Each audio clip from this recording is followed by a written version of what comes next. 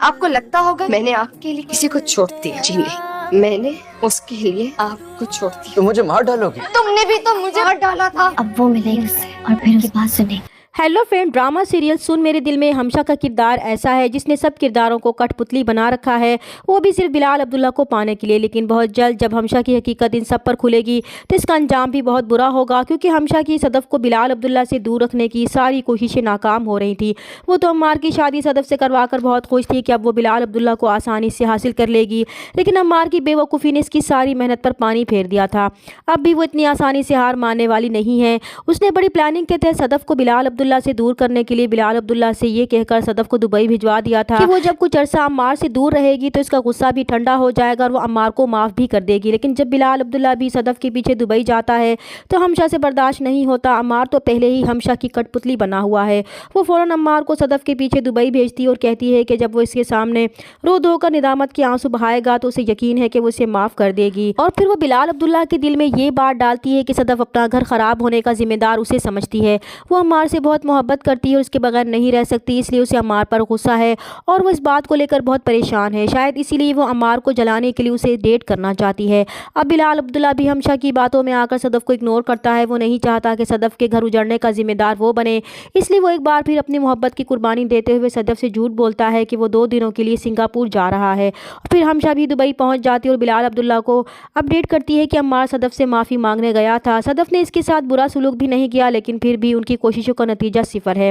اس نے ابھی بھی عمار کو معاف نہیں کیا، جبکہ دوسری طرف جب صدف کو پتہ چلتا ہے کہ بلال عبداللہ جان بوجھ کر اسے اگنور کر رہا ہے، وہ سنگاپور نہیں گیا بلکہ اپنے گھر میں موجود ہے، تو اسے بلال عبداللہ پر بہت غصہ آتا ہے کہ بلال عبداللہ کی نظر میں شاید اس کی حیثیت اب 2 ٹکے کی بھی نہیں رہی تھی، تبھی وہ اس سے پیچھا چھڑانے کے لیے اسے اگنور کر رہا ہے۔ اسی لیے یہ سوچ کر وہ اپنی ہی نظروں میں گر جاتی ہے۔ تبھی وہ بلال عبداللہ سے ملنے کا فیصلہ کرتی ہے۔ جب بلال عبداللہ کو پتہ چلتا ہے کہ اس کا جھوٹ پکڑا گیا ہے اور صدف اس سے ملنے اس کے گھر آ چکی ہے تو وہ بہت گھبرا جاتا ہے اور ہمشا سے کہتا ہے کہ وہ صدف کا سامنا کیسے کرے گا، کیونکہ اس نے زندگی میں پہلی بار جھوٹ بولا ہے۔ اسے سمجھ میں نہیں آ رہا کہ اس کے سامنے آنکھ اٹھا کے بات کیسے کرے، جبکہ ہمشا بھی ڈر جاتی ہے۔ وہ نہیں چاہتی کہ اس کی سچائی صدف کے سامنے کھلے، اس لیے وہ بلال عبداللہ سے کہتی ہے کہ وہ اچھی طرح جانتی ہے کہ صدف اس سے ملے بغیر نہیں جانے والی۔ پھر وہ بلال عبداللہ سے کہے گی کہ وہ اس کے بارے میں صدف کو نہیں بتائیں گے۔ وہ دوسرے کمرے میں جا رہی ہے۔ جب صدف بلال عبداللہ کے سامنے آتی ہے تو وہ صدف سے نظریں چرانے لگتا ہے، تو صدف کو اور بھی غصہ آتا ہے۔ وہ غصے میں بلال عبداللہ سے کہتی ہے کہ وہ اسے صرف اس لیے اگنور کر رہے ہیں کہ اس کی کوئی قیمت ہی نہیں ہے، یا پھر انہیں لگتا ہے کہ ان کے لیے اس نے عمار کو چھوڑا ہے، تو ایسا بالکل بھی نہیں ہے، کیونکہ حقیقت یہ ہے کہ اس نے عمار کے لیے انہیں چھوڑا ہے۔ اور پھر وہ یہ سب کہہ کر غصے سے وہاں سے چلی جاتی ہے، تو بلال عبداللہ صدف کو روکنے کے باوجود روک نہیں پائے گا، کیونکہ وہ تو خود صدف کے دل میں اپنے لیے نفرت پیدا کرنا چاہتا ہے تاکہ وہ عمار کو معاف کر کے واپس اس کے پاس چلی جائے اور اپنی سچی محبت کے ساتھ زندگی گزارے۔ اب یہاں پر ہمشا کے کلیجے میں ٹھنڈ پڑ جائے گی کہ اس کا تیر نشانے پر لگا ہے۔